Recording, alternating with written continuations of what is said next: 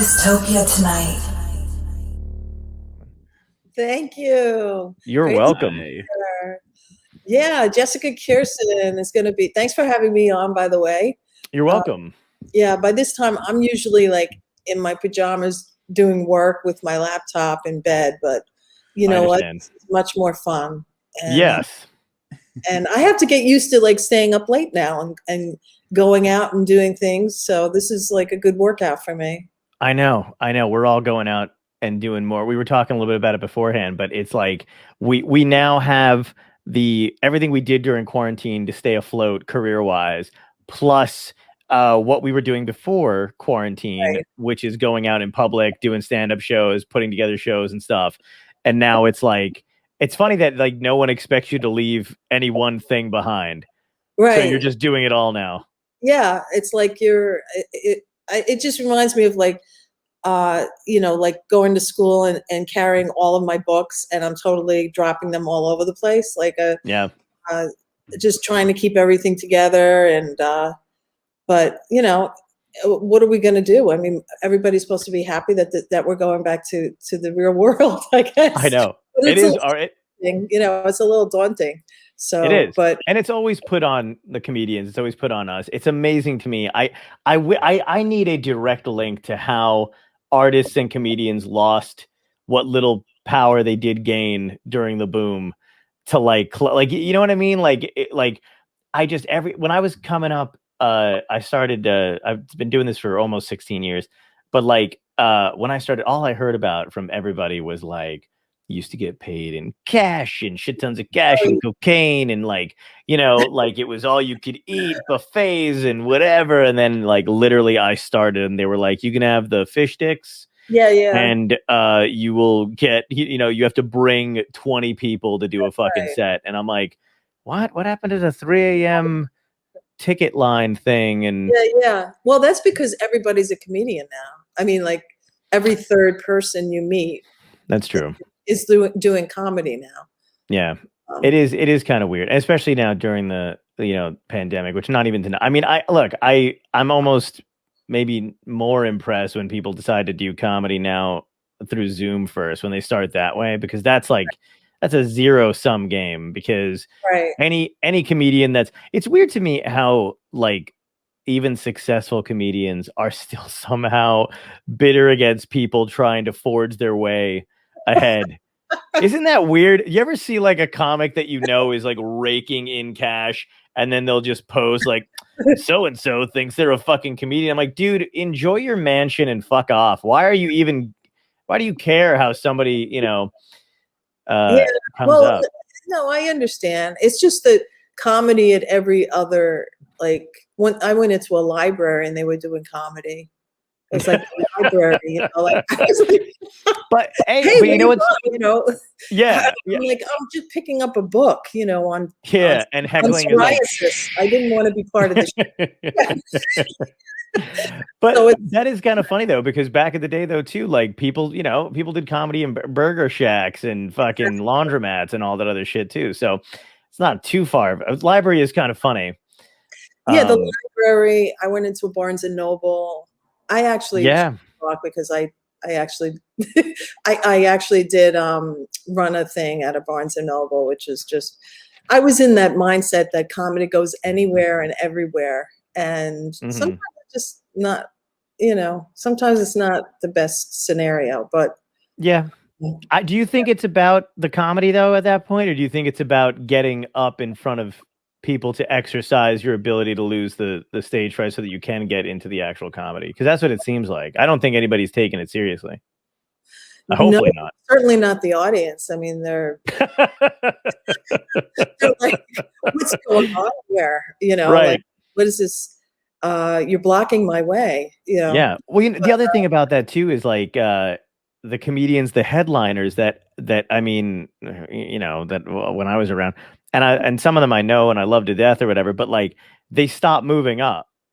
So they're just hanging around now, and they don't have the decency to either retire or work hard enough to get something better. You know what I mean? Like, not like they're not working, but you know what I mean? It's weird when you see people who've been around since like, 79, and then they're like, hey, same jokes, but they're still Yeah. dominating that headlining spot. So you have Well, no choice but to circumvent it.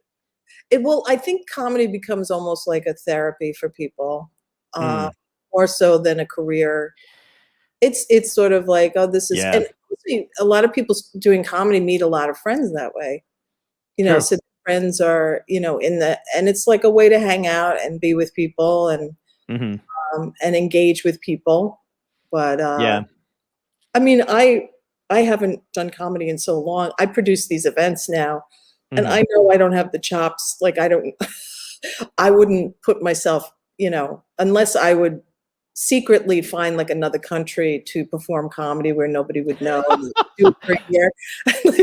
That's hilarious that comics actually have to go to other countries to bomb now because every Yeah, club and laundromat wants your A material.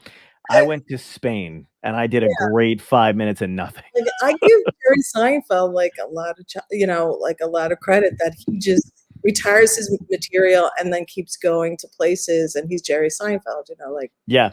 and like he'll just do it and be, he's like, oh, that didn't work. He's completely not connected emotionally to his material.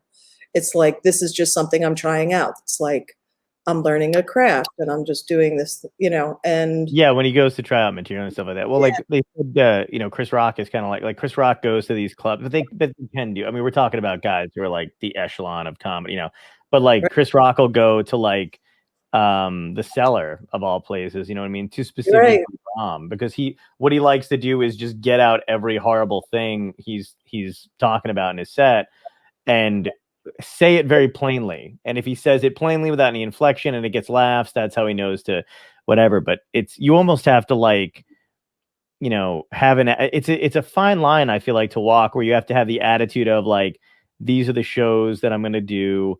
And you have to make that judgment call whether or not they're important enough to do stuff that is going to work or not. Because right. if you keep doing stuff that works in all You- these shows that aren't paying you anything, you're not going to grow. That's But if true. you don't do well, I guess those people won't maybe have you back. It's a really Right. weird. No, Yeah. it's so odd.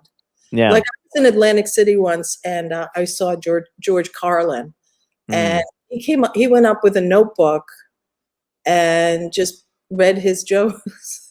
And we were in Atlantic City, and it was like mostly older people in the audience, senior hmm. citizens that obviously were there, and they're like, "Oh, we're going to see a comedy show," and Hmm. just in droves, people walked out. And he didn't care. He was like, I Yeah. have to see what works. I'm training for my next HBO special. Yeah. And so he was just, but some of the stuff was just, it's just really harsh. And I'm Yeah. just sitting there going, oh my God, this, just watching Right. it. And it's as a legend, this is somebody Hmm. you're like, oh my, but And he that's didn't, yeah, no, he didn't. And that's the thing too, is like you really have to like as a viewer, you kind right, of have to either like comedy enough or the person enough to allow that to happen. Because to anybody else, they're like, I think they have the kind of attitude of like the fucking arrogance that you would right, charge people to watch you work out. But like, what other art form people don't have to do that. There's not like people writing plays in front of an audience reading out loud. Is this any good? Are we going to use this? Or, right, painters don't paint and then somebody's like, I don't like the blue on right. the sky there. So, Yeah, we're the only ones doing it live. that's true. Although it was not his audience. It was all, it Right. was all like people in their 80s. Was that when he was doing? Was that the close to the last special where he did? What was it? He had. I mean, that last special he did before he passed away was like super fucking bleak. I mean, like Maybe. Preem. Dennis Blair opened for him. I know that. Oh, Dennis Blair's great. He's Yeah. awesome. And I think it was like probably 2001, 2002. Uh, Okay. so Oh, yeah, must have been. yeah, I was like, wow, I got to see this. But then, now that, I mean, no, I got to see George Carlin, but I Yeah. mean, How much did you pay? Do you remember? Was it like expensive oh, to it was watch a him comp bomb? ticket. It was a comp Oh, ticket. okay. Okay. But I was I remember just also the part of me that was also producing at the time was like, wow, Mm, I bet you, I wonder what the entertainment directors, what kind of comments, because he got paid a very hefty fee. sure. Do Uh, you? as a producer, do you feel like, are you how do you lean? Well, honestly, as a producer now, it's totally changed because I have to answer to other people too. Hmm. So I as a knowing what it is to be an artist though, and how hard that and difficult that is, and I agree that you should be able to say, but I also think you can do both. I think you can give the audience what they want, even a Hmm. little bit, give them what they want. Just give them, make the show, okay, this is the stuff I'm going to do for me, this is the stuff I'm going to do for them, and this is the Mm. stuff we're going to do for both of us.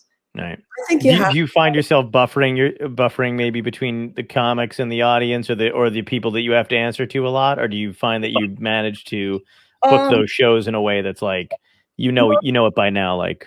yeah, I mean, most people that come on the shows know that, we try to keep it, if it's going to be graphic, I say, if it's going to be like certain topics, I'm like, just don't get too graphic. Hmm. um but I try not to, tell them too much what to Sure. say. But I also know that if I want to come back to the place with more comics, that I have to Right. give them something, that they want. And the whole bottom line is if they're laughing, it doesn't matter. It's like, Sure. Oh yeah, exactly. Well, yeah, like, so what do you consider to be, I mean, because I feel like great art and comedy especially is like, you're gonna have to take risks, and sometimes you take risks with the comic and their material. So would you do you do that actively? Like when you're producing your show, are you like, all right, like these two comedians, it's gonna be really fun to watch because I don't know what the fuck they're gonna do, and these three are gonna be how I keep this room and this club. Does it work that way? Like, because part of you as a comic, I feel like has to still have that kind of oh like yeah, buck you the don't want a system vanilla sort of show. thing. You don't want a Right. yeah, you want a show that's like has a little element of surprise and like Right. what's gonna happen. And it's funny, a lot of those people that I know as closers, strong Hmm. closers, have that element where it's like, yeah, they might say something, but they're strong, and they know how to. If the audience doesn't take it, they know how to recover. They know how to give them what they want as well as feel good about what they're doing. So, Right. yeah, I always, I always book a show giving them what they want a little bit, and also Mhm. knowing, giving them a little bit excitement. And I try to give a little bit of everything. But, there's been some shows where I'm like, oh my God, like, where I'm like, I guess I'm not coming back here again. Right. you know, Can you do you any come to Well, mind I in won't say particular any where? names. I won't say any names, but there was Don't say any names. Yeah. there was the last I think it was the last contest we had. Um, there was somebody that I put into a room because she's kind of a dark. I kind of like somebody that has a little offbeat, dark side to them. Hmm. And so I really didn't. I just assumed, okay, she'll be able to continue the 10 minutes I saw. She'll have a good, 20 minutes of that. Hmm. Well, it just didn't. It was just so abortions, and we were like in Boston, like Were in they funny at least? it was funny abortion jokes. No, it was Oh, not the funny ones. No, it wasn't the funny. right. But When it they're was. not good, that's when it's a bummer. You know what I mean? Like if it's funny, like when it's to us, when it's like, oh, these are solid jokes, but the audience is cringing. I feel like you can get away with still being like, oh, that's fucking It was great. sort of like Stephen Wright coming up Mm. saying, so I before I came here I had an enema, but like not Stephen Wright, like not Stephen Wright. Right, right. Not as good. Yeah, I think it was like the opening act too. Like I really messed up because I that's rough. that was my fault. It wasn't the comic's fault. It was my fault because I didn't Mhm. sort of set it up properly. Right. Too. I mean, Do you? if I would have moved, I think her, or at least said, "Let me see what your material is." That's probably not going to fly, but this Right. will, or that. Does Um, that sit with you after the thing, or are well, you at the point? I didn't expect to come back to the theater after that, Oh wow. but See, I feel like I feel like that's I don't know. And I don't know if it's not explained or maybe the people who own those venues, stuff like that don't care. But like I feel like on some level you're like, hey, look, this is part of what comedy is. It's like It is a it's gonna part, be it. Yeah. but here's the thing: theaters are different than comedy clubs. Mhm. It's a totally Right. different atmosphere. Sure. Um, I think you kind of expect it at a comedy club. Right. You know, if you were Amy Schumer or someone famous that can come in and just talk about whatever, it's not like Mhm. people have she didn't have a known name where, Sure. you know, so it's a different atmosphere. I find that the theaters are a little bit more family friendly type. Uh, Mm. and like I said, you know, like we have like Patty Rossborough's in our shows and she's Mhm. Oh, she's out so there good. and So they funny. are, And yeah, so nice. Like every yeah, time I've worked with her, right. it's Um, just, you know. yeah, I mean, there's a couple of women that I just am like, yeah, she's gonna, and I stand behind. Um, Mhm. there's some people that are like, I always laugh. I used to book this. It was like a firehouse I got like many years ago, and they just kept coming back and saying, hey, you want to do it? Want to book it this year? And I would bring all these women to their attention. You know, I think this person would be great. And they'd be like, they'd watch like 2 minutes. They would like look at their videotapes. This is how long ago it was. They'd look at all the videotapes. I'd have to get all these videotapes together. I'd sit in a room. They'd sit in a room and watch all of them, and they'd be like, they'd watch like 20 seconds. They'd be like, that's not funny.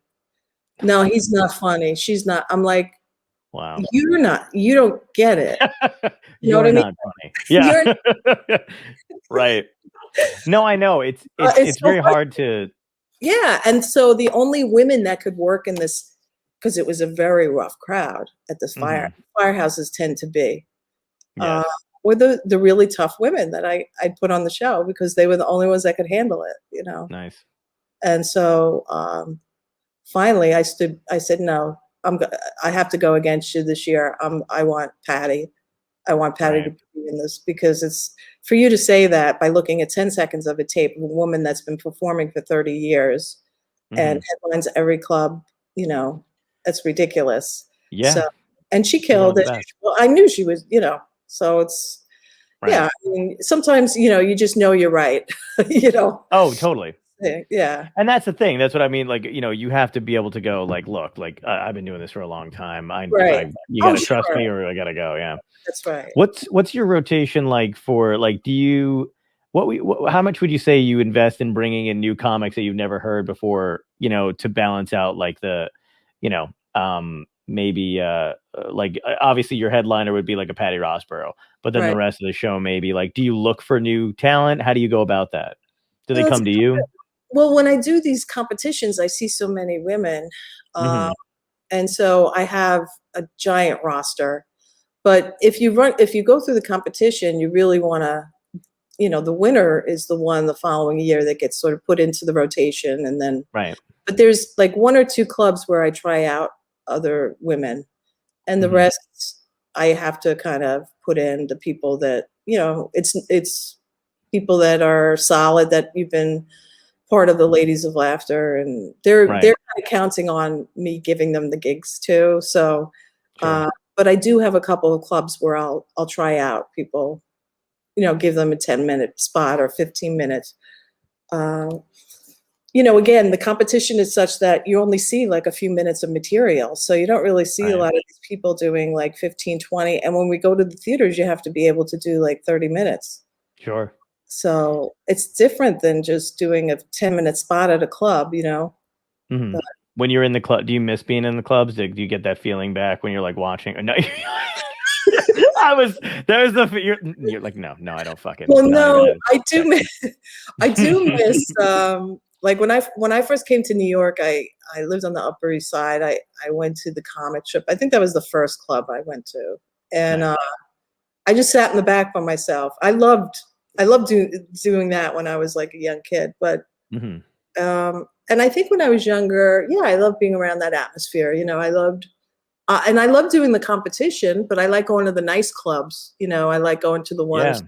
are kind of, they know what they're doing, and it's not just thrown together, and it's pretty and it's clean and it's all those things, and they have toilet paper. Oh my God. I love that you just said that, because you would fucking think that wouldn't be an issue. But how many times? Whole thing, like in your house or at place of work, toilet paper, anywhere you go, it's like key, Yeah, that's also the problem with clubs hiring people that want to be comedians, because comedians don't feel like they have to do remedial tasks. or they don't use toilet paper. I don't know. Name names. They steal the toilet. Yeah. Oh man, that's fucking hilarious. But the theaters are nice in that it's kind of like it's a reprieve in a sense. It's a reprieve of all that. And yet, there are moments that I do like that atmosphere, the intimacy. And I like the small theaters for that exact reason, because you get the feeling of like everyone's laughing together and it's not some cavernous room. Right. So there's some clubs like that too, which there's some clubs that are not my favorite, just simply because it's like high fucking ceilings and just the whole atmosphere kind of shifts, and and it's crazy. Yeah. Go ahead. No, and the people are scattered out. Yeah, it's like nobody pushed them together. It's almost fun doing the road sometimes and finding like a small town that you don't know and they have a comedy club. And sometimes like I usually like dread that kind of shit, because I'm like, is this the fucking town I'm gonna get murdered in because I'm wearing leather and I don't look like everybody. I'm a little too tan because it's summer and I'm Italian, and they're like, is he Mexican?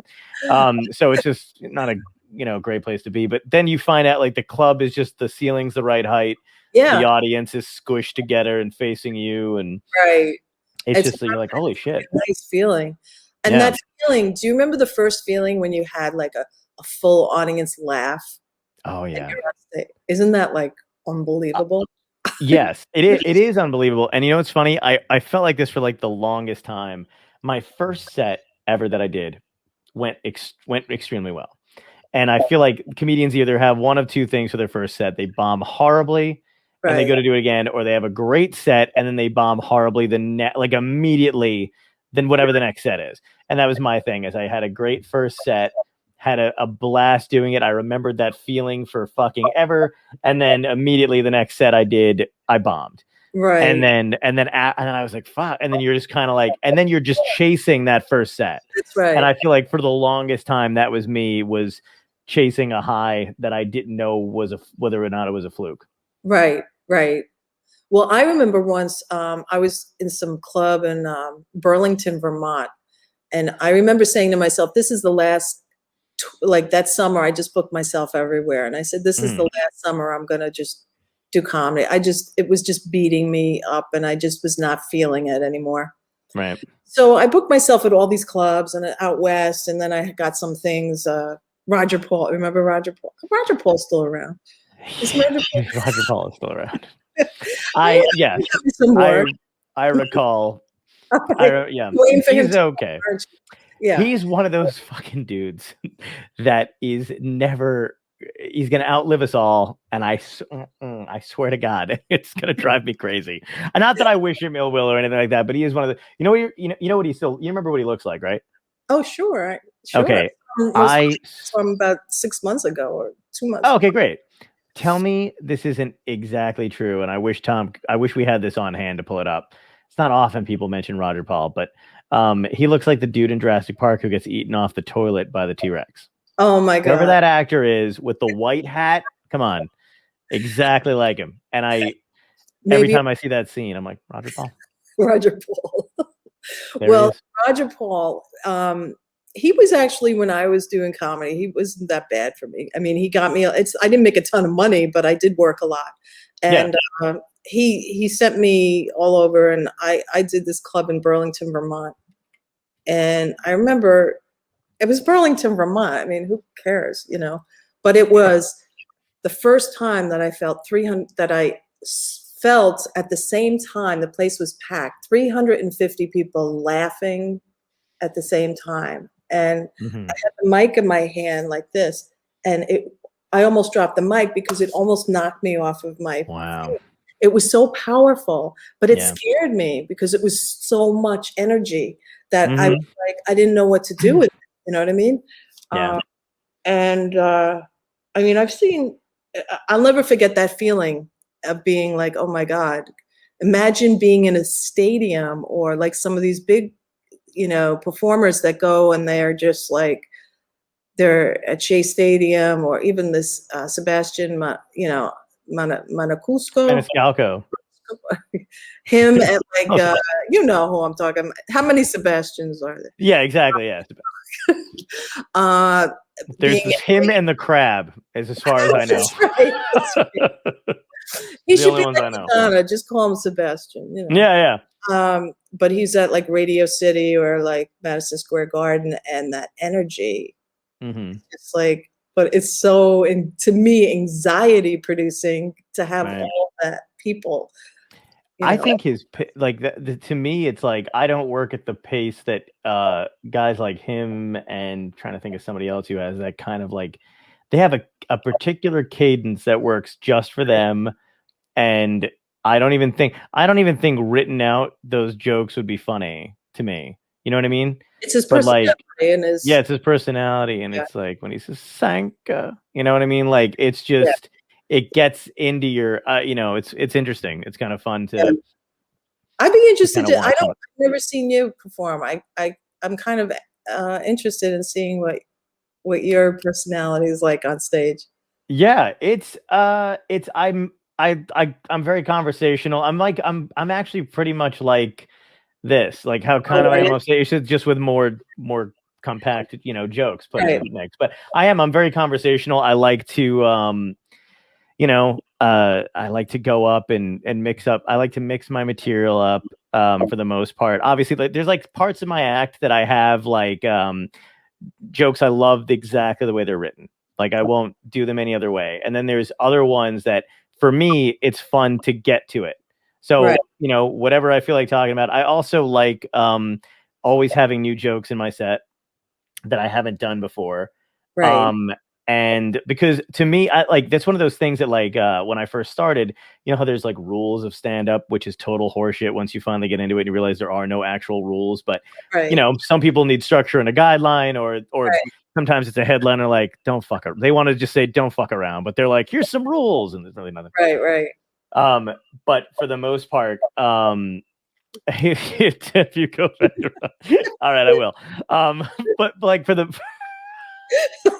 I hope I'm not going to get a phone call. That's so great. No, you won't. I'll take care of it. But like for the most part, it's like, um, you know, I've got I like to. I don't remember what I was saying. What was I fucking saying? I asked what your personality was like on stage. You said it's Oh, like this, yeah. but the rules you listen to. Oh, the rule thing. Yeah, you're not supposed to start. You're not supposed to ever do like new jokes. But for me, the energy and the excitement of Right, doing a new joke, and by now I know what actually is going to work or what's not going to work or what's going to, right. whatever. But the energy behind it usually winds up making it get a laugh. So yeah, that's what I like to do. And it's kind of funny too, because I think for the longest time in the beginning when I was working out stuff on stage, because I did like to, I'm a big fan of, I hate how crowd work has a negative connotation, because Jessica Kirson does it extremely well. Right, And there's a bunch of us, I think, who kind of lean into it, but you only do it if you have the material to back it up. And right, like, but for the most part, it's kind of funny, because when I started out, she was the only one who, when I would go up with, was super new. I think I was only 2 years in, still, like, or maybe like a year in, very little material. But what I had, but I was very good with playing off the audience and just feeling like they're not feeling it, and I know they're not feeling it, and I'm not feeling it, so I'm going to acknowledge right, it. And then right, I remember she pulled me aside and was like, there's going to be a lot of people that are going to tell you not to do that, but you've got a great quality about you, and the audience likes you, and you got a good rapport. Don't listen to them. And at the time, I did not know what she meant. And I was like, oh, cool. And I was like, why would people tell me not to? And then literally, like, just club owner after shitty club owner were like, do you fucking material, and don't talk to no audio, whatever, because, you know, but I didn't care. That's one of the things where I'm like, you have to make a decision where it's like, I'm either going to get stronger at what I want to be, or I'm Right. going to never return to this, never return to the club, and that's the consequence or whatever. But for the most part, they're not always listening. Right. Right. Like, Right. so you do get, like, they just want to put the fear of God in you and then, walk off or whatever. But it is interesting because it's either I would find later on, it's like the headliner cannot do, they're not quick on their feet. They're not a very good, like, they're good comic structurally, but they're not a good comedic thinker. So they Right. can't do it. And they don't want to follow anybody, even if they're new and not that, strong Right. on stage, who can even the slightest bit. But Right. to me, like, now that I've been headlining for like 5-6 years. Like, I literally don't care what a comic does in front of me, because in my head, I'm like, if I'm not strong enough to follow you, then I don't belong headlining. Right. And if I can't, then you know what I mean, or whatever. But like, I feel very protective over, like, making sure comedians are having fun, because I had a lot of lucky breaks where, like, the people that I worked with were super, super nice. But the ones that I know were dickish, I was always like, I'm never going to be that. And I Right. hope to God I'm never that. So I try to be like, have fun, do whatever you want. And they're like, hey, the club owner told me not to curse in front of you. And I'm like, I don't fucking care what you do. Right. Right. Right. Yeah. Just go do you, whatever you're going to do. Yeah. I think you have to, I think that's the best advice. I mean, you almost need that. You don't know who to listen to in the beginning. Yeah. So there's so many people, and especially the people that, you want to get on stage and you want to listen to those people, but there's so, like, it's so great that Jessica said that to you, and that she recognized that was like a strength, and not, Yeah. because I remember once that I was emceeing, and I was some guy who was the headliner told me, don't do any time in between. I love, yeah. The middler Yeah. and I was like, F you. And I know. this is like a writer for Imus or something. So he Okay. thought it was, and he was kind of, I just didn't, just the fact that he said that. I just drove 4 hours to like Wilkes-Barre, Pennsylvania. Oh, It's like, dude. I'm not going to just sit here and I need to do something, So anyway, and I didn't, and I felt so proud of myself that Good. there's an Yeah, element it of does feel that you have to sort of listen to yourself to some degree, I mean, if you're out of your realm, then, that's one thing, but also just to, I mean, I was hired, when you're hired to do your thing, you should be able to do your thing. exactly. Yeah. And that's the weirdest thing, because, like, I feel like during this pandemic, like, this is so bizarre too, and I just realized this the other day, but, like, I think I talked to, like, my third senior in high school kid who's doing an interview about wanting to be like, you know what I mean, like, talking to comedians. And Right. when they asked for, like, that one specific key advice, I was just like, don't, like, no club. I just say the same thing over and over again, because it's always the same stuff, which I agree with, is get on stage as much as you can, Right. blah, blah, blah, or whatever. But, like, I just say what nobody ever said to me, which is, like, no comedy club. I always just say no comedy club or restaurant or whatever the fuck it is has ever made or broken anybody, especially at this point. Maybe the Right. 80s, maybe back in the boom, you were seeing the place. But at this point, the venue is no longer bigger than the comic, right? Maybe Right.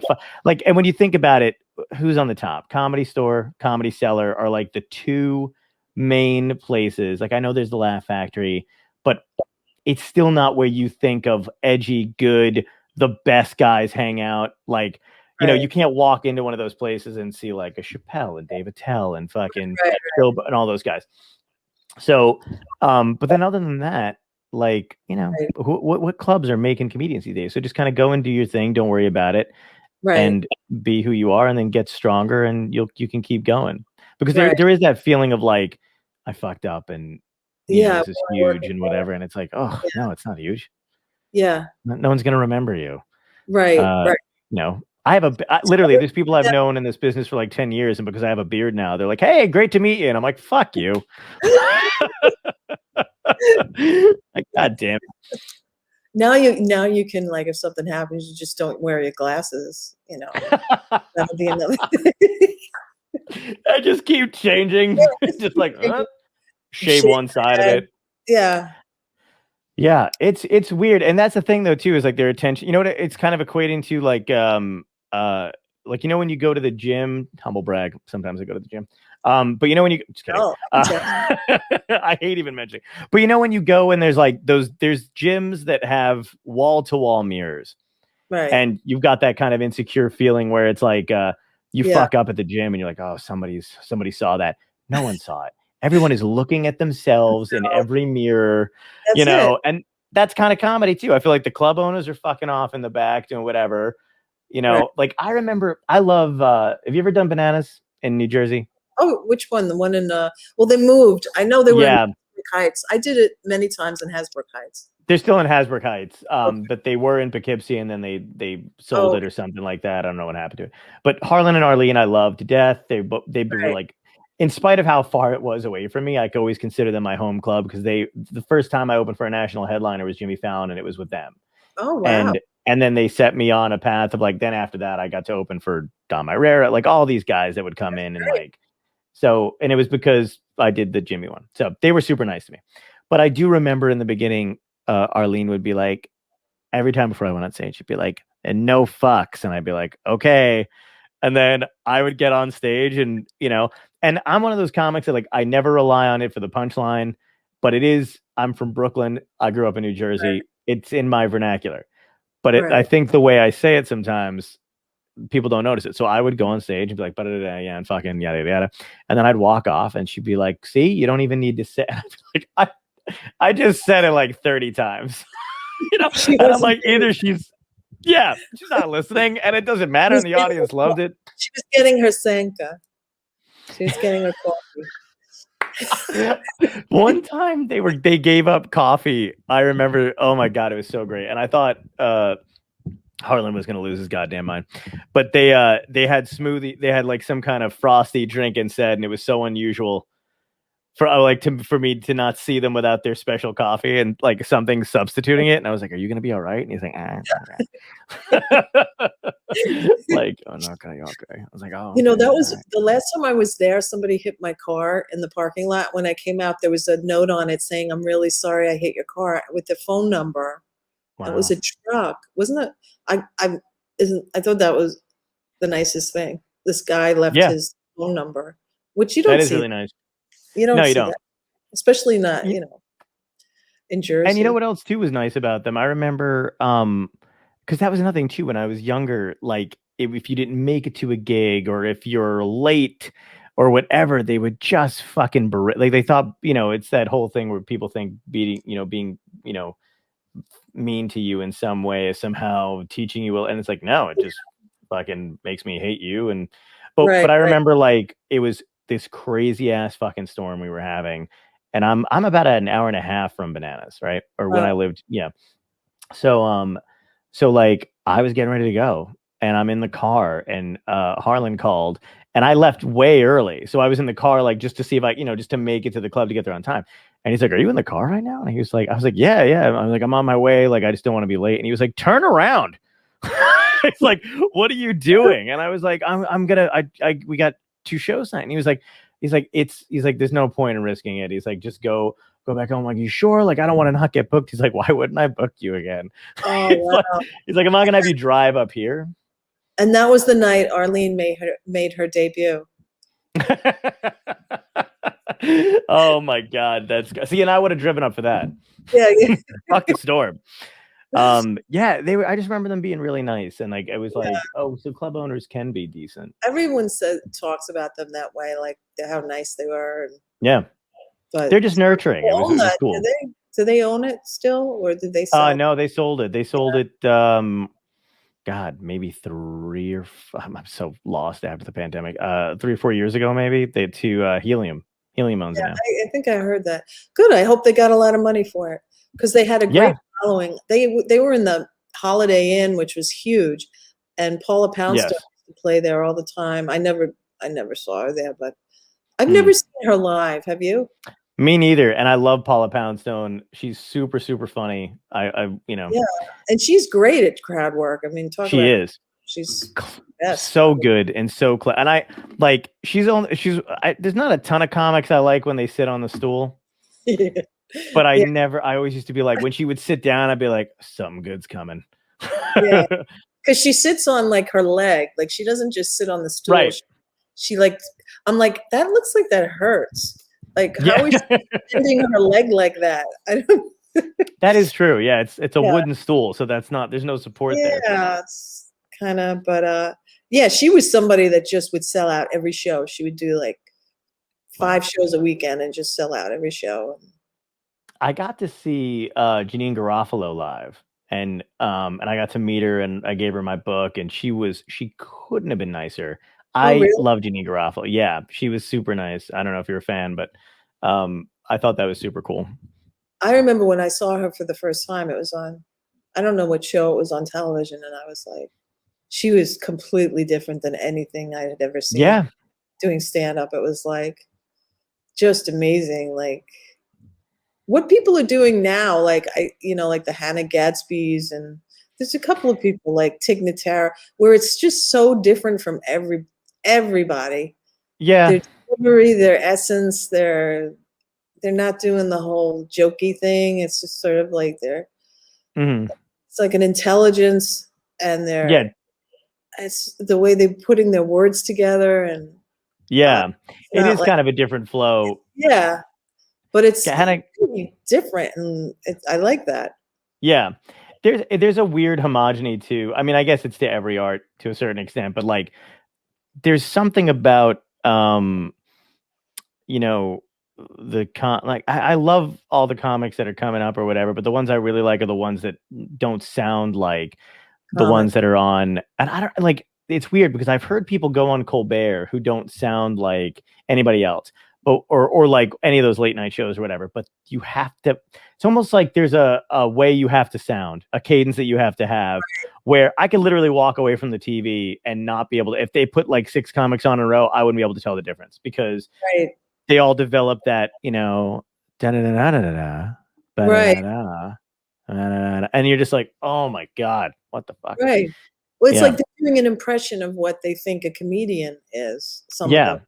Yeah, It's hard because I think it's because it's probably based on what they believe the audience is used to and what they're going to laugh at. But it's what's crazy. It's like the same thing when you watch like I'm a huge music fan, so which is weird to say. Who doesn't love music? But you know what I mean. Like 60s, 70s, 80s or whatever. But like when you watch those bands from the decades that go up or whatever, like at this point now, it's like nobody listens to an album; they listen to a single off an album. right, Um, and then like, or to the point where like, if the 80, like in the 80s, you could tell bands apart because they all had some kind of different look, different costume, different feel, different, whatever it was. And today everybody kind of looks like they're roadie. You know what I mean? Like right. are you carrying the instrument? Are you performing tonight? I don't know which is which. Yeah, right, Um, but but I feel like almost that's the same way with comedy too, where it's kind of been like, oh, we figured out the rhythm and the pattern, and right. here it is, and you're on TV. That's why when like somebody comes along that doesn't sound like anybody else, or they just have a different Yeah, it cadence, was you're like, kind of like fuck, yes. in the 80s and the 90s with the all the women would wear blazers. Mm-hmm. Get up on stage. It would be like Rosie O'Donnell, Yep, Ellen, Ellen. everybody would have like their Yeah, blazer. Ellen, Paula Townsend. Yeah. I had a blazer every color you could imagine, and I can't do any. I think I'm sure I don't have a blazer anymore. Mm, I don't. You know what happens when you retire blazers? Where do they go? yeah. Well, that's like it's like the Janine Garofalo thing, where like you Right. saw her and you were like, oh, I've never seen anybody like that before. I miss that kind of like Me even too. like Patton's from that. I think from that class, it's her and and Brian Posehn and like all those guys were around at the same time and popping up. Even like Leary and I think Right. I'm blending years now or whatever, but like the people that came out of Boston or whatever, like they all sounded like crazy different. Yeah. Yeah. Boston's like amazing. Uh, they're so competitive up there. It's like its Hmm. own little crazy town of comedy. The And comics are so strong. Like they I loved my Boston's one of my favorite places to go to perform every year. And oddly enough, I've always gone around like the holiday, and it's always super Catholic over there. So like everything's fucking lit. It's like a weird. I think I'm in a fucking snow globe because everything's lit and Right. whatever. And then you get to the comedy clubs and it's just like a brutal. But the comedy club audiences are so good too. Like, I don't. Yeah. Have you ever done the Comedy Studio? No, but I've seen a lot of clips from there. Oh, it's like the bet, like Rick Jenkins. Yeah, it's oh, that's right. I'm sure. Yeah, everyone loves to do it because it's the best fucking. I mean, I've Right. got a. I was. It's funny that you say that. I've got a clip from there and a great, 15-minute set or whatever from there that I love to toss out. But yeah, the audiences love comedy. They know what to expect, and all the comics are so strong, Right. that it just makes you that much better. Right. Do you think New York, who would you say would be like, in Boston, you can say all those guys from like the, Dennis Leary and Lenny Clark and that whole, I guess, Barry Crimmins and yeah.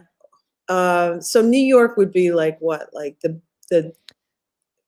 New York would be, like David Tell. yeah. He's always been the guy. He's always been one of Yeah. the guys. Yeah. Yeah, David Tell. I mean, all the New York guys like David Tell, Jon Stewart, Colin Quinn. Colin Quinn. Yes, absolutely, He's Colin Quinn. Patrice. Who the hell else? Some of those guys is just like 30 years, and Nick DiPaolo. Yeah, they are. Yeah, a New York guy. He's in New York. I thought it was a Boston. Oh no. He's Nick DiPaolo's Boston. You're right. Nick DiPaolo's Boston. Accent, I could tell. Yeah, I forgot about that. But yeah, I mean, some of these guys are just like they're not going anywhere. They've been doing it for so long, and they show up at the Comedy Cellar. I haven't been to the Comedy Cellar in so long. I want to go there. That's one club I do want to go to. Yeah, it's. I mean, it's hard to get in, isn't it? It's hard to get to see a show there, isn't it? I mean, because they do it like 7 days a week. You know what I mean? So like, I don't know what's going on now. But no, it's not too hard. Last time I performed there, it was but it's always, you're right, it's always packed, but I felt like people know, you know what I mean? So like they line her up around the block or whatever, they get in. When I was there, it was it's a line. That's the thing. Like, that's what I was saying, like Comedy Cellar and Comedy Store, because I lived in LA for 2 years and did the Comedy Cellar. What'd you say? I didn't know that. Wow. Yeah, I was in LA for 2 years. And like 2015 was when I moved out there or whatever, and then did the Comedy Store, got past the Ice House, Flappers, and all those places, a Comedy Magic Club. Mm-hmm. And it was great because you hung out there and everybody was there, and it was intimidating as shit because it's ridiculous that you're like, what the fuck am I doing here? Yeah. That's where I had Tom Papa on the show, and that's where I met Tom Papa, was at the Comedy Store, and he's so I watched his Netflix special like 10 times. Oh yeah. Wait, with the new one or the which one? It's like the one You're Gonna Be Okay. It's okay. Oh yeah. Oh my god. It's just the most positive comic. Yeah. Yeah. Because he really speaks to like how everybody is just like, we gotta do better. We gotta go, and it's just like, relax, Yeah. like nobody, and he really speaks to you, and you could just feel your anxiety just leave you when you listen to him. Yeah, you feel like you're not being like, it's one of the few guys you're not really being judged by. Like, there's most people who like attack society in a way, and at least some point during their set, your section of the society is going to get hit. Right. But like, he's just like, everything, like, yeah, you're okay. It's fine. We're all doing our best. We're going to get through this. Or I like, he's got one line going, come on, something like, your game, you're not going to do any better than what you do. You know what I mean? Like, at this point, this is about as far as you're going to go, what I mean? So just relax, enjoy the ride. Yeah. Did you ever see the one that he did a few years ago? It's not on Netflix anymore. I think it's on Hulu now or Amazon Prime, where he's basically dressed in bell bottoms. It's like a 70s set, almost looks like a Merv Griffin type thing. Yeah. I brought that up to him because every year I think about his joke about Christmas, which is about people who hate Christmas. And he's always like, what is it? Is it the lights, the cheer, the presents, people being nice to each other? Like, what don't you like? And just the way he runs down that list. And I asked about it. He's like, I wish I could remember that. It was a really great bit. And I was like, I know it was, but so funny. And also, who's the guy? Oh my God, this guy's from Brooklyn. I howl. I very rarely howl. Mhm. But like Jessica Kirson makes me howl. Yeah. But Oh, like, I mean, like I will, like almost, I will go on my pants like when I yeah. listen to her. She is Oh, one of the few comics I remember like, and Eddie to this Pepitone. day.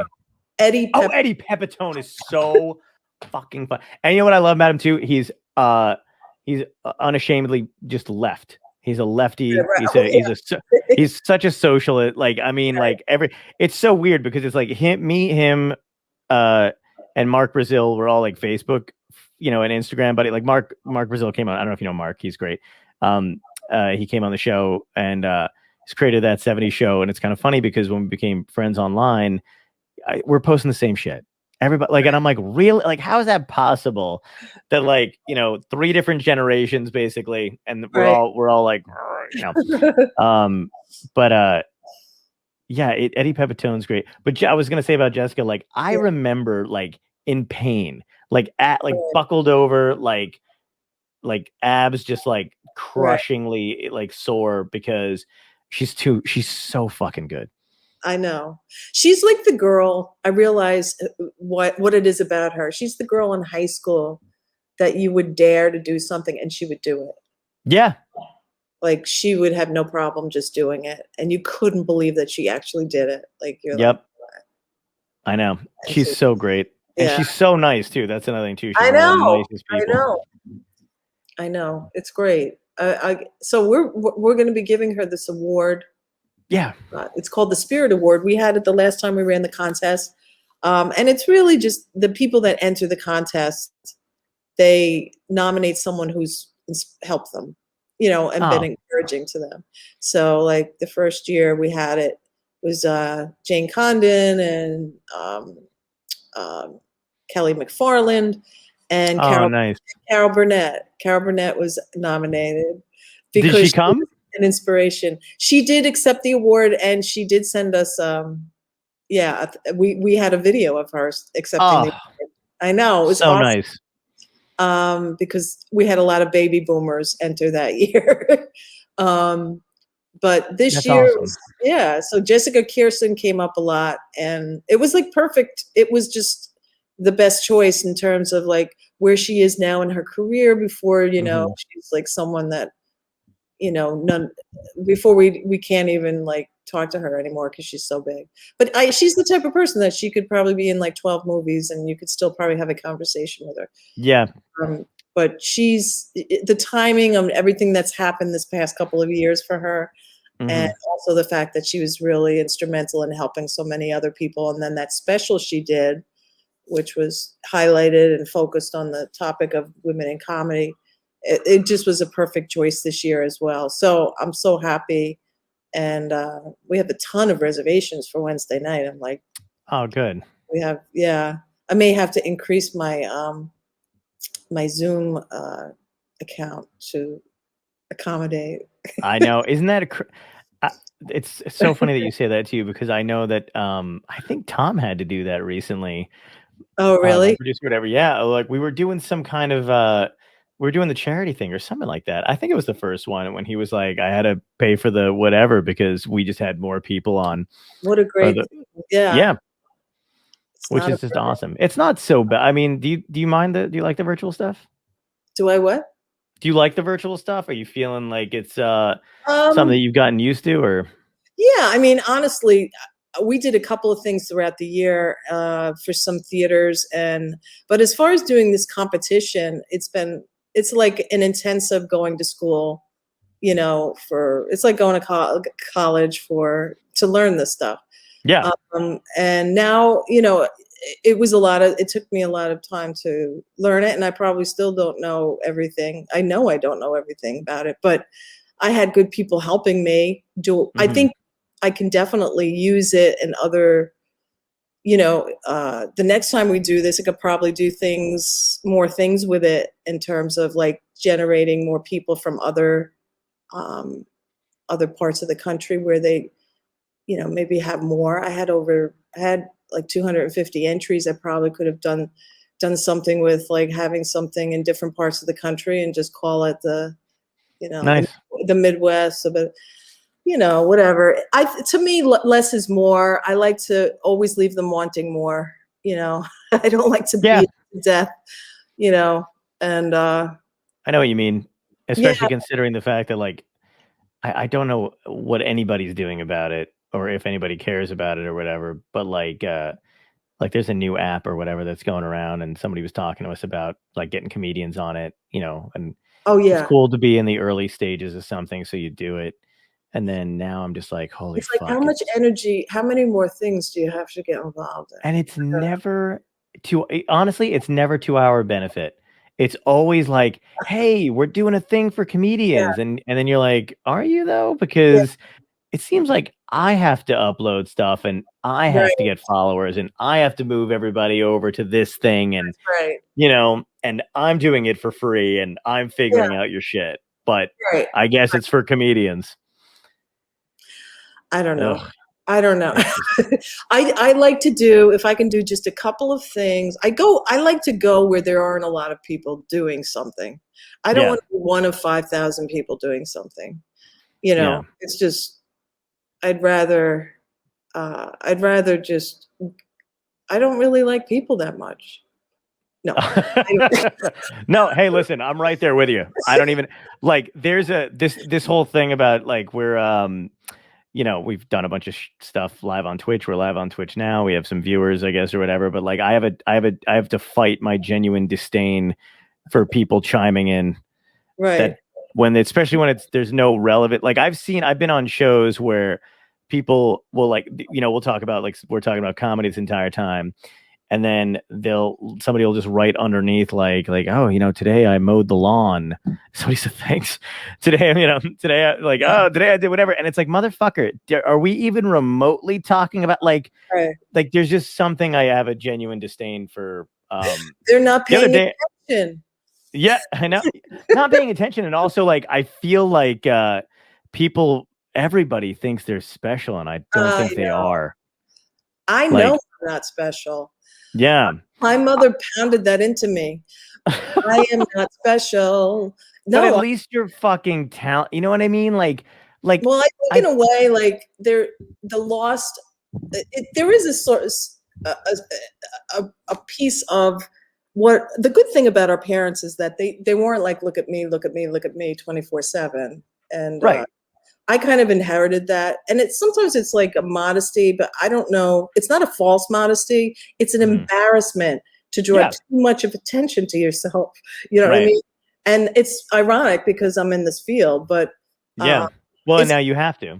now I have to. But that's why I throw it over to other people. I'm like, look at them, Yeah. look at them, look at them, and then I That's actually feel, kind of interesting that that's how you gravitated toward that. You were like, I'm too, it's much easier, which is nice, by the way. That's talent in of itself to be able to highlight other people and what they do and pick talent and choose them and select them and organize them in different shows. That's a huge talent in and of itself. So thank you. Well, I love comedians. I love people that have the guts to get up and talk because yeah. I don't, anymore. I don't have those guts. I don't have the guts. Wow. I feel like, every time I hear, whenever I hear a comic, or even somebody, a former comic or whatever say that, I'm like, it's going to come back in a minute.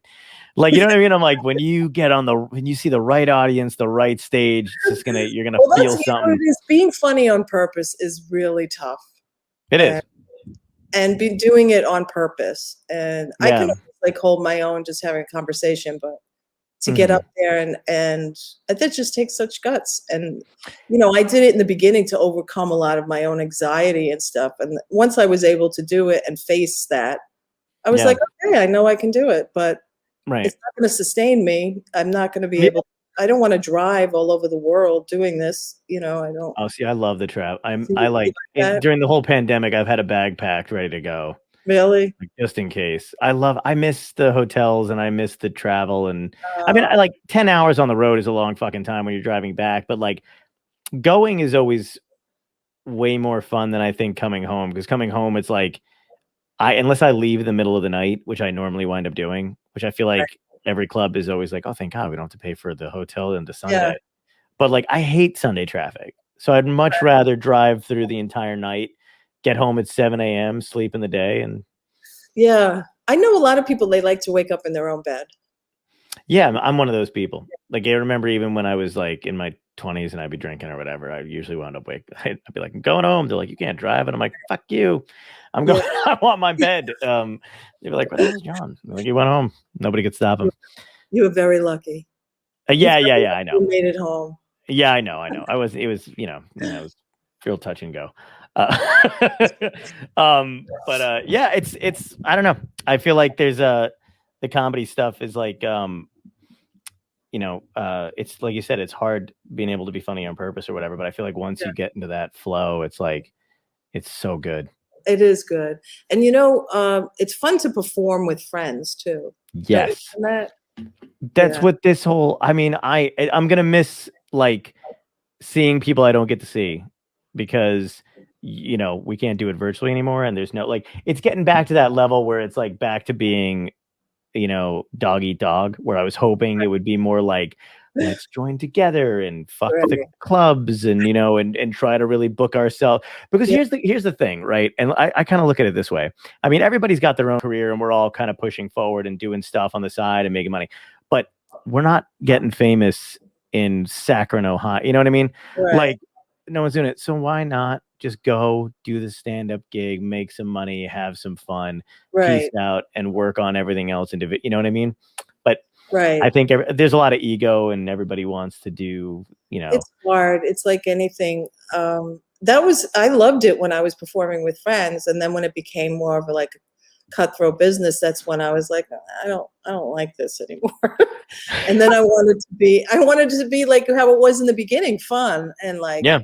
Who was your? I didn't ask you. Who was your class? Who'd you come up with? my class.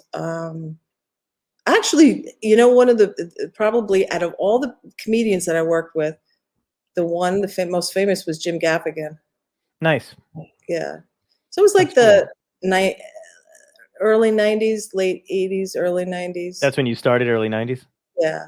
Like Nice. late 80s. And then I Right. just 90 I don't know, probably by 98 I had stopped and I started doing this.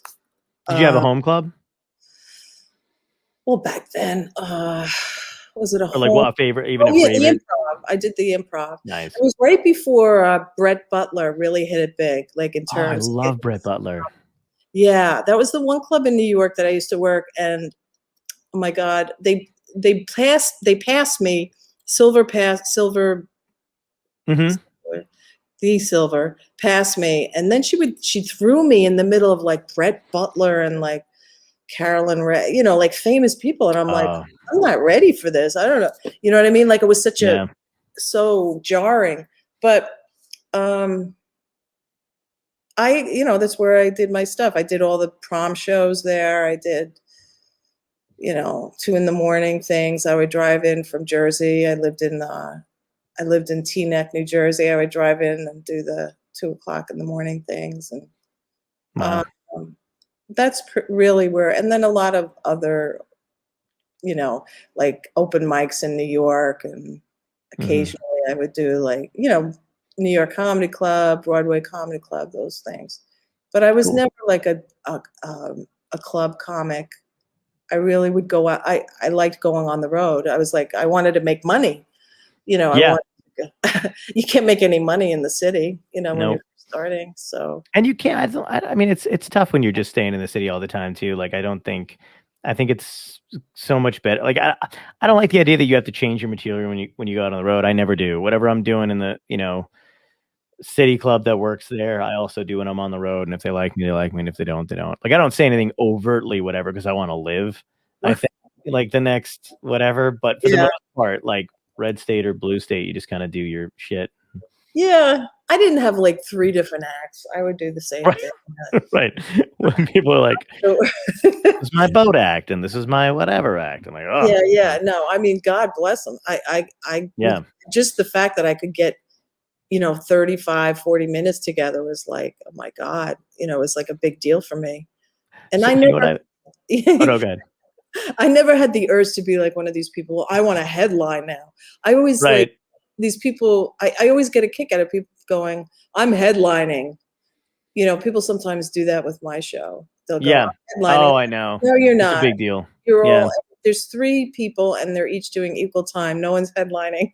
Do you I mean you're hated. closing the show? Oh, that's different. You're closing the show. You're not headlining. So Yeah, that's everybody's equal, and I would always cringe when somebody would be like, "Hey, Seinfeld went up right after me, so now I get to say open for." Oh, fuck you! No, oh, you I didn't. know. It's like, It's come so on. exhausting. Yeah. I started headlining later than I probably should have because I just liked middling. I thought like I love 25. middling. I felt it I was such know. the greatest spot because Yes. you didn't have to like bring down the room. You could just, No. you know, and 20. Yeah, yeah, 25 minutes, 30 minutes, and yeah, then such a you sweet fucking spot. left. Right. Oh, And the money so wasn't that good. bad. It No, wasn't money bad, wasn't bad at all. especially if you had a couple of shows. Yeah. You could you can make a couple of, I some of the clubs they didn't pay much for middle, but there were some that you get decent money. Yeah. Oh my And God. Like the Andy Scarpati rooms that paid fucking nothing. oh, I don't know. Oh, I've never Oh, you played. don't know Andy? Good. Let me trash talk him for a minute. So, I'm just kidding. No, there's Tom's like, I am no. a friend of his on Facebook though. Oh yeah. Oh well, we all are. He's a hypnotist. Um, but he's. Go ahead. I was going to say I'm not going to have any friends after this show, but you know what? Because these are my Facebook friends. They're not really, Yeah, I don't know these people, you'll but have me. oh yeah, you'll You're take like, me places. don't want it. Yeah. Yeah, I take it back. Yeah, but there's rooms like that, or there were rooms like that where like they would really pump up like your whatever your title was, your spot, and Right. you're like, wait a minute, I'm getting the same fucking money I was getting. Like, how is that any better? Yeah. It really, it can't be easy to be on either side.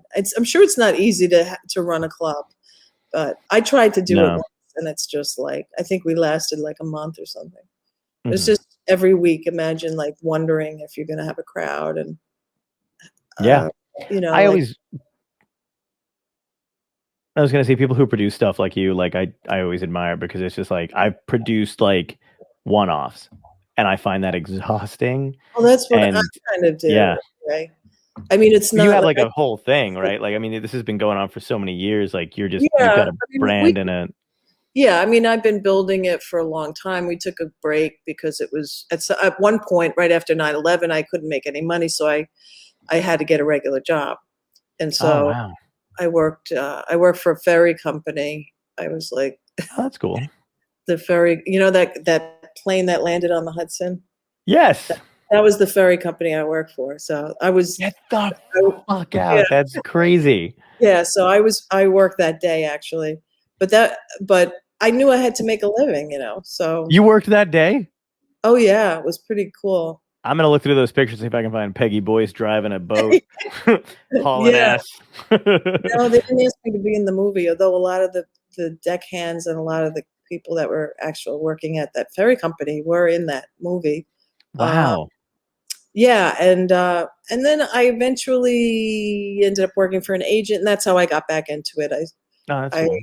yeah, but Well, it's relentless. It's relentless. This game. It's yeah, it is. It is it's I mean, like if you don't think about quitting every other, that's right. year, like I I always mean, get sad when I see someone I like quitting, though. I'm like, don't oh, quit. me too. Yeah, Yeah, because but it just beats you. Like it's such a long haul, and it it beats beats you you down, down. and like especially when you wind up seeing somebody like I was stunned, like Tony Hinchcliffe. You know that whole story, right? Who? Tony Hinchcliffe. The guy you were just telling me about? No. Tony Hinchcliffe is a comedian from LA's like a Comedy Store regular, Joe Rogan buddy kind of thing. And he went on stage in Texas and he said he said a racial slur about the Asian comic who was on before him. Like Oh, he okay. literally like Yeah, I saw something in the newspaper. yeah. Yeah. So and then again, I hate when people film comedians and I'm not, whatever, that drives me absolutely fucking crazy because it just does. But aside from that, like I remember like, that whole clip or whatever and all the crap he was saying, whatever. And then I saw that he was dropped by William Morris. And you just want to go like fucking like how did he even get William Moore, the guys that represented Robin Williams, Billy Crystal, Right. all those guys, and and you like the tendency these people have sometimes to that are just like that, and you're just like, really, how did they get fucking repped? And then Well, it's like it's his followers, and well, now it's about the followers, which yeah, a lot of it is. I haven't figured out that game either, but it's almost like you need someone full time doing that stuff. I don't know. yes, I See, wish I had I'm someone. the I type of can't person even. that's like, I would farm out every single job, and I Mhm. would to be like, what are you doing here? You have no job because you farmed out everything. Yeah, Because that's like how I am. I'm like, can you do that? Can you do that? Can you do that? you, I don't want to sit on and try to generate followers. I mean, that's yeah. Well, that's the thing though too, is like it is really hard to do that kind of shit. we have to wrap up. No. My sometimes my watch just winds up going off, and it's driving me crazy. I can't. I've got like a thing set. But we can't. By the way, we've been going for 12 minutes over. So if you do have to go, we can wrap up. But it's up to you. It's up to you. How do we know if people are actually listening? We'll get either Tom will throw up stuff, or there's viewers or whatever. Or there's usually people either chatting or talking or whatever on Tom's end. So either, but he knows. I mean, I'm sure people are watching. I just don't. You don't always like. Yeah, he says we have viewers, exactly. I just don't always like when it's like, because if we're interrupted, like if we're doing a thing where we have a flow, sometimes people write like a really long thing, and you're like, and then you just like start like, right, Tom. How many viewers do we have? Here we go. Yeah, it's 68. No, It's my mother. I know. You said what into you? You said I beat something into you. What was that? I did.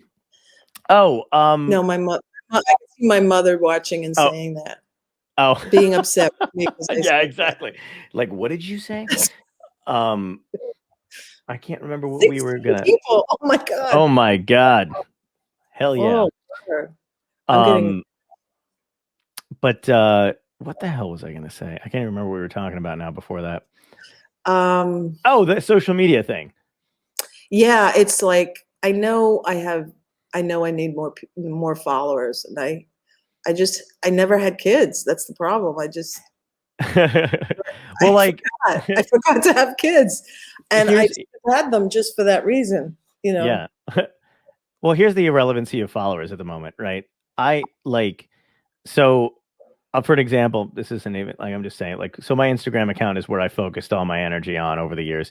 I've got like 20 something K followers, right?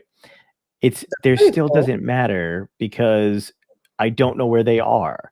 So when clubs are like, how many followers do you have? And I'm like, well, this is the amount, but I don't know that. Yes. Wow. Some of them do, some of them don't. Some of them are just like, send me a tape, or like my manager sends stuff out. They'll book me and that's fine. But I've had like literal like conversations with people sometimes, and they're like, well, because they're like looking to get something out of you more than just your material, and they don't want to like plug it all the way, Right. So they're like, well, how many followers? And I'm like, it's fine, but they're not all in Boise, just a heads up. So I don't know what you like, do your job, I'll do mine. Because like, how are you like, that's another thing too, is like, so anybody that's coming up today with the technology that we have, you're never going to be more popular than a high school student, because followers are what they are born into. Right. So you get a social media app. If you've got a huge high school, everybody follows everybody. Like there's high school students that are like fucking millions of, and you're just like, how? And it's like, oh, because that's what they're right. They don't do anything.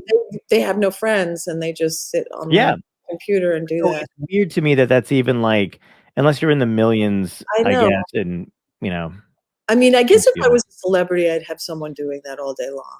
Yeah.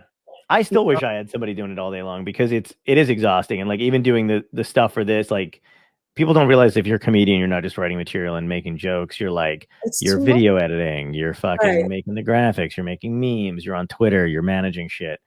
You have to call places. And then you're trying to make a living too. You're trying to perform and book yourself, or have people book you. And and it's still like, are you focusing on your material? No, motherfucker, because I'm still, I'm like making a TikTok, and it's taken me 4 years.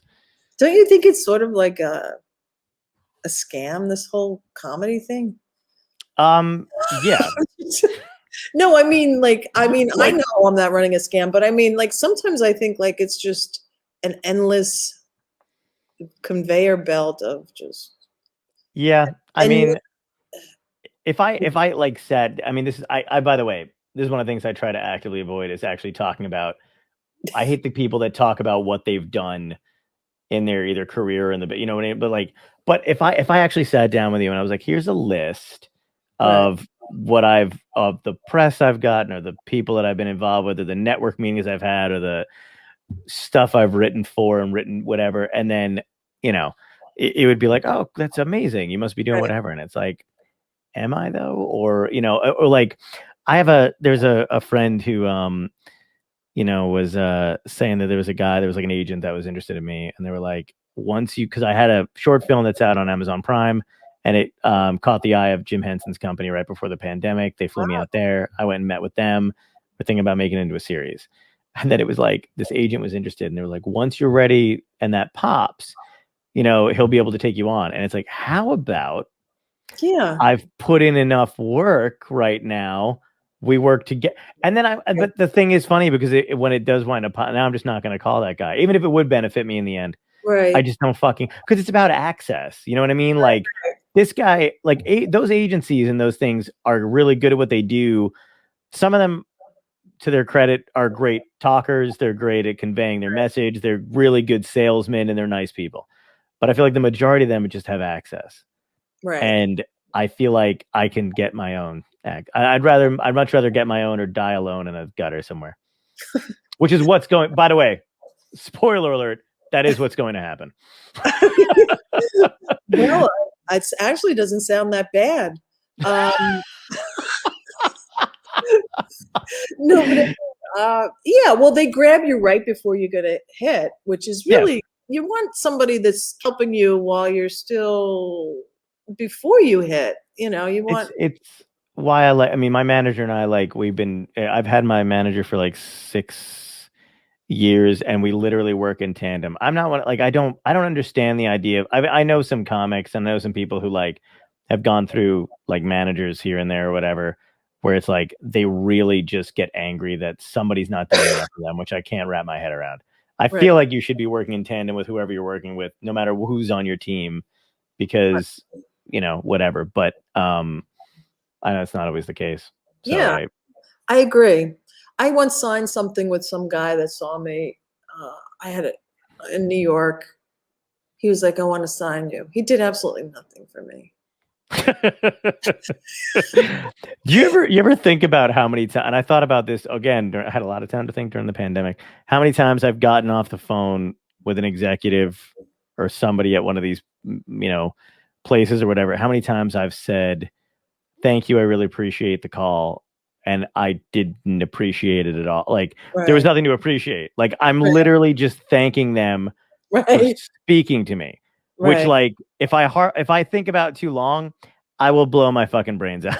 like like the amount of time I wasted going, thanks so much for talk, like for call. right, Why are you right. thanking them? They didn't do anything for you. See, It's that's insane. why I never could last, because I just, there was too much, like I had to eat so much stuff that I just was like, Yeah. uh, it just was not something I could do for long periods of time. And then I'm around people and I see it and I kind of admire them, and Hmm. I kind of wish I had that, where they still are privileged. They feel privileged to be in the game. They feel like Mm. they'll drive till 4 hour, 4 hours to a gig and 4 hours home or whatever, even longer, just to be to be doing what Yeah. they love on stage. And I'm like, that's pretty cool. I like that there are people like that. But I didn't Hmm. have that kind of drive to do that, to I be think you can have a balance of that because I think I love anytime I get to be on stage, I love it.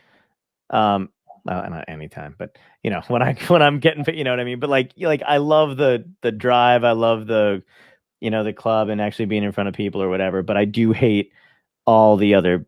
business stuff, and I try not to let that make me. I've seen what it turns people into bitter people, but I also don't want to be like, I know a lot of guys who've been hanging on this business for a long time who are delusional about their place in it, how disposable they are. Like, and I feel bad. Like, I'm not even saying that that's what they actually are, but just in general, like, I do realize there's a clock ticking. You Right, know what I mean? I'm right. 36, so That's it? I'm You yeah. only Thank you for saying that's it, but I feel like I'm near death. Well, you don't dye your hair then? No, no, Okay. no. There's still you can if I get close enough, Maybe probably gray. there's some grays in there somewhere, probably on the side mostly, but yeah, I Wow. don't dye my hair. Well, you're still young. You're at your prime. Yeah, You're in your prime. I know. I'm hoping. I mean, I feel like it's gonna be a blink, and then I'll be, Oh, you gotta whatever. come on. You're the flavor of this year. Oh, thank you. All 16 people agree, by the way. No. Who has hair Oh, like you? Nobody. Nobody that had a hair like that. I appreciate that. You know what's really funny is that, do you know Tracy Skeen? Tracy, yeah, I think so. Yeah, okay. So I haven't seen them in forever, but she was when I was younger and I was starting out, her and Brian McKim were always at the, they were like a staple of like the Philly, Jersey area. Right. And she would be like, if you don't have a fucking joke about being one of the few comedians with hair, I'm gonna because I would come back and I would see her again. I never mentioned it. And she would say the same thing. Like, she's like, nobody has a head of hair like that. And I'd be like, I don't know what No, you're talking about. I mean, But yeah. it's really impressive. I appreciate that. Thank you. I hope, see if that gets me somewhere, I'll go with it. I'll sell out at this point immediately. I mean, you look like a young Italian George Carlin. Oh, wow. Thank you. That is that's the only time I'll get compared to Carlin. So I'll fucking take it. I will take it. I'm running with that. Dyed his hair jet black. If he dyed his hair jet black. Yeah, that's right. He's one of those guys. There's a few, He had it's crazy there. he had hair like that. Yeah, there's those Yeah. guys. You know who a good hair dude is Jeff Bridges, man. That guy has Oh had a yeah, he has full good. fucking head of hair Yeah. like his whole life. I don't know what it is, but it really stands out because so many people lose their hair, and it's like Yeah. even people in my family that are like young, like the guys are, and Mm. the women. No, just the guys. They lose their hair. You know, you can see in high school it's already going on them. I'm like, oh, Yes. that's too bad. I had a high school teacher my freshman year. Her name is Mrs. Cotter. I love this woman to death. She was like close to 80 when we had her, but like sharp and didn't give a fuck. And Right. she hated men. And I got along with her really well, but like she wouldn't like she had like this whole history. It's so funny. This is back in the day when like teachers could actually have a personality and tell you about their Right. lives, and nobody would like, try to like Yeah. get them fired and shit. So she had like a husband who was like, they got divorced and whatever the fuck happened, right? Whatever. But she was just bitter forever. And that was like the whole thing. The whole school knew it. So she would go around the room like second day of class and go to all the dudes that were there and be like, you're losing your hair. You're losing your hair. You're losing. Yeah. And she got to me and she was like, and then she just kept going. And I was like, oh my God. But like she was just the best. And she would do like 90 miles an hour in the teacher's like parking lot or whatever. And some of my other teachers would be like, fucking Cotter almost killed me today. Like Wow. she's the best, but Wow. yeah. So that's kind of harsh for a young guy, though, to Yeah. hear that from a teacher, though. Yeah, I get it. You're It like, was. I have my hair. Who cares? You Yeah. know? Yeah. But it was funny because it was like, I think that was another thing too. Like even the high school kids didn't care. They just thought it was novelty, as opposed to if somebody said something to a kid now, they'd be like under the desk, Oh, forget about it. curled Yeah. up. Yeah. No. It's Wouldn't a have nightmare. lasted. I'm riding all this out. I think I just wanted all to like, I the beginning of that pandemic was like, I was in heaven. Before 900,000 people died. But like, when we had that first month off or whatever, I was like, I'm fine. Yeah. I was actually, it was like, you remember when you were in school and they were like, oh, today's a snow day. Yes, that's what I would always compare it to that. Like, it's another, and then like a week of snow day, and then it was like a month of snow, and then all of a sudden you were like, from all the sugar you were eating, and you were just sort of like going, is this how it's going to end? Like, I'm just, Yes. but you didn't care. Right. You were like, this isn't a bad way to go, just Yeah. months of just like eating Swedish fish. But then it's like now, oh my God, it's, it 14 months later, Yeah. I didn't And really start planning anything. I mean, I planned this contest and right. my other stuff, but I mean, in terms of mentally, I haven't been working out. I haven't gone to the gym. I haven't, because, who wants to go to the gym when it's, I mean, scary, you can't. So I've been going for walks a lot. Oh, nice. I just went, I mean, going for bike. I love to bike or Yeah. whatever. So the whole summer during the pandemic, I was still biking like 15 miles a day. And then I would like try to do some stuff outside, like you said, like walking or whatever. But yeah, I did a bunch of that. And then, winter came, and then that was just, I, for some reason, gave up all hope of Yeah. ever working out again. But I worked out for the first time today. I went to the gym, and I think I'm probably not going to be welcome back because half of the people didn't have masks on, Oh, and most of the employees did, and I was like immediately enraged because New Jersey still has the mask mandate. oh, okay. So indoors, not outdoors, but indoors. And I just like knew that these dumb shore trash meathead morons were like proud that they weren't wearing Oh, masks. yeah. And It's I the and same I guys said something. that have American flags on their cars. Yeah. And I did. I said something, and they were like arguing with me about it. And they were like, "We're following the CDC guidelines," and I'm like, "But you're breaking state law." And they were like, "Yeah." And I'm like, "So you're admitting you're breaking the law?" And the guy's like, "I didn't say that." And I'm like, "But you did." Like, so No, it was this you interesting can get in a conversation. fight at the gym. They're going to pull your hair if you don't I know. stop. They are all bigger, balder dudes than me, so I shouldn't have been Do you doing that pull kind your of hair shit. back when you work out? Do you pull your hair back? I don't know. I haven't done the man bun thing yet, but I always I have a hat and I just do like one of these, put the hat on Oh, backwards, wow. and I rock the '90s look, and that's it. And then I just leave it like that. I haven't done the man. I don't think I'd like a man bun. Don't do the bun. Don't do it. I know it's like very cringy, right? Yeah. It just is not a good look. I don't like that look at all. I don't Yeah, know me neither. who was the first person that did that and thought it looked good. Just pull your hair back in a ponytail. It doesn't, Yeah. it's a bad look. Exactly. Yeah. Something like that is fine. Yeah.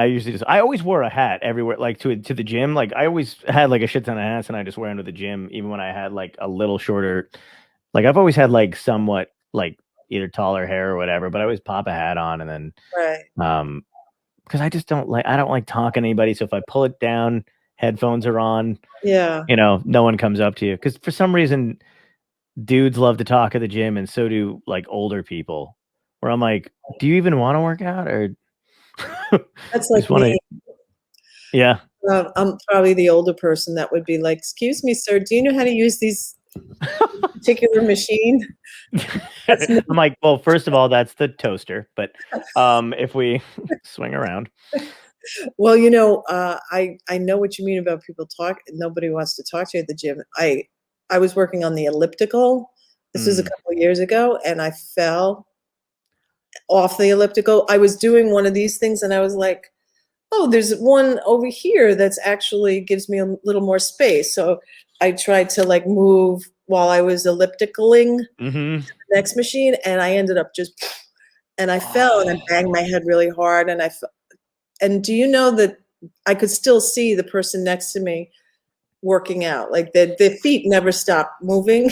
Oh my I was like God. laying on the ground, and that's when I realized that I was like an old lady. Like no one sees me anymore. But Yeah. you know what I mean? Like, It's not even that. This brings an us right old back guy, down. huh? I said that it's not even that. It's not even that the old lady thing. It brings us right back around to what I said earlier about people at the gym, the mirrors, they only notice themselves. Oh, Everybody is only looking at the same thing as comedy. Everybody's only looking at themselves. yeah, probably because it took like a guy that was like 70 to run across from the other end of the gym to help me, and then I actually had to go to the hospital, the emergency room. Holy shit, that's a rough Yeah. one. and I had a contusion. Oof. But anyway, it just was like it was the first slap of reality of realizing, like Yeah. that people will just like step right over you. They don't give a shit. They just, they don't, Yeah. whatever. It's nice to know that people aren't going to Good find night, you. everybody. Yeah, I know exactly. Yeah. Well, I will actually let you go, but I got to ask you one question that I usually ask every guest. If you had advice to give to your younger self now, what would it be? Probably I would have started younger in Okay. comedy. Anything or just that? Oh, anything. Yeah, whatever piece of advice you have that you've learned, either comedy wise or producing or anything like that. Whatever you've learned I over would the have years. flossed more. No, Hmm. I would have. No, That's when you remove your top teeth. You're like, I would have. no. What would I have? Not to care as much what people think, just to relax and have fun. Nice. I know it's stupid, but No, it's good. No, just everybody's trying to be the best they can be and everything, and at the end of the day, it's really good to have good friends and not just try to do the best you can at whatever you do, and it's not always it's not always what you think it is, but I am so tired right now. I just want to go to sleep. That should also be the piece of advice for your I think naps. Take more younger naps. self. Take more naps. Rest up. That's right. Rest up because you're gonna do this guy's podcast and he won't shut the fuck up. And you're gonna be so tired in Stop asking 2021. him questions. I love it. Well, listen, thank you so much, and I will plug. Thanks, John. Yeah, absolutely. I'll plug all the Ladies of Laughter links and stuff, and let me know if you want me to share anything on Instagram or whatever too for Wednesday, and I'll be more than happy to do. Oh, and by the way, thank you for having me judge the. Oh yeah. Yeah, that was a lot of fun. That was so much fun. Thanks for doing that. That was we enjoyed that. That the woman that won and the runner up, they were all good, but the people that placed were really, really different. And yeah, they were great. They fucking knocked it out of the park. That was I was so glad that they won. I was bummed out that she doesn't have any social media. Oh my god, I can't think of her name. Linda, is it for who won? Who won? Cindy. Vicky. Yeah, Cindy. No, Vicky. That's it. Vicky. Fuck. You know what? We'll edit that. I'll just cut that, and then nobody will know. Yeah, Vicky, Lindy, Cindy Lou Who. Yeah, Vicky. Yeah. It ends with an I. No, it was Vicky. Yeah, she was great. She was no great. Social media, no, but I was like, oh damn, I'd like to see her stuff, but oh well. All right, cool. Well, thank you. You saying she's not on social media? Yeah, you guys didn't. You posted the thing, but you tagged the other one followed me. I can't think of her name either. The runner up, but you didn't tag Vicky. She's not. Yeah, she's not on social media. I don't think. Yeah, that's what I'm saying. Yeah, I wish she was. Okay. All right. Well, thanks so much. I hope I get to meet you in person and we get to, Oh yeah, one of these days for sure. Let me know when you're at the Comedy Cellar. I'll come. I will, absolutely, and I'll be in New York on the 26th. I'll be doing Greenwich Village. Okay, that's right. First time, isn't it? Near there. Yeah, it's close to there. I'll be doing. That'll be my first time back on stage in a year and a half. So can't wait to. Oh, you sure you want to invite me to that one? I'm not inviting you, but I'm just letting you know where I'm going to be. You can. I mean, I'm not afraid of anybody. All right. No, I'm not. I'm not going to make you feel bad. No, all right. You should though. All right, John. It's been a pleasure. Thank you so much for having me on your show. Wednesday, no problem. Ladies of Laughter. We're honoring Jessica Kierson, and we are going to pick the next Ladies of Laughter Grand Champion. Excellent. Thanks so much. Tune in, guys. Take care. Peace. Bye.